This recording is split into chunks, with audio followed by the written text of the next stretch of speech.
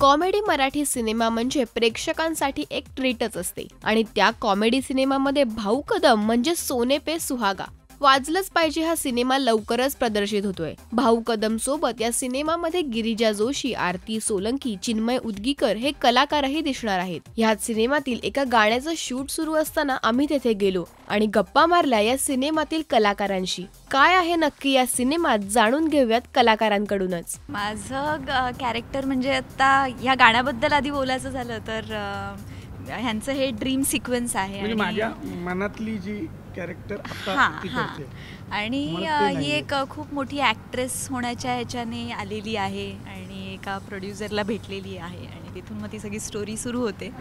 But आत्ता या गाण्याबद्दल म्हणायचं झालं तर त्यांचं ते ड्रीम आहे आणि त्या ड्रीममध्ये आम्ही दिसतोय त्यांना आणि सगळी आता मजा मस्ती आहे सगळी. एक प्रोड्युसर आहे या चित्रपटात आणि तो प्रोड्युसर जी नवीन मुलं येतात ज्यांना चित्रपट करायचा आहे, कोणी लेखक असतं, कोणी डायरेक्टर असतं, तर अशांना तो प्रोड्युसर चान्स देतो चित्रपट करायला आणि जी काय धमाल येते ते तुम्हाला बघायला मिळेल. अरे खूपच मजा येते कारण ते खूप स्पॉन्टॅनियस आहेत. त्यामुळे त्यांचं सगळ्या रिॲक्शन्स ॲक्शन्स सगळं असं खूप असं खुलून आणि असं लार्जर दॅन लाईफ असतं. त्यामुळे खूप मजा येते आणि तोच खरा चांगला डान्सर असतो. नुसतं स्टेप्स आल्या आणि that is not a dance. So खूप मजा येते आणि खूप शिकायला मिळते. मेन म्हणजे भाऊचं म्हणणं असं की त्याला नाचता येत नाही, पण माझं असं म्हणणं आहे की तोच नाचतो.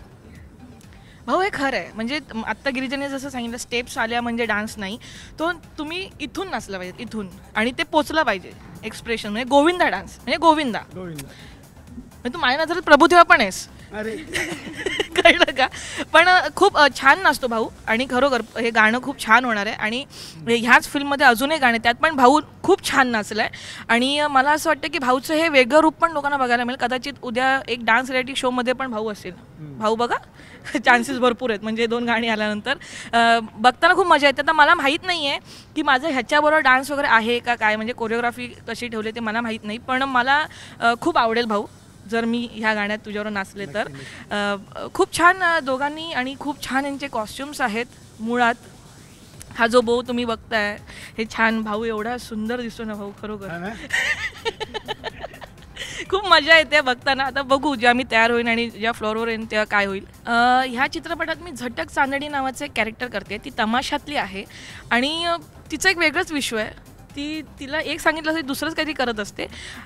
तिची एक वेगळी स्टाईल आहे, तिचं काहीतरी वेगळंच म्हणणं आहे त्याच्यामध्ये, ते कोणाला पटत नसतं.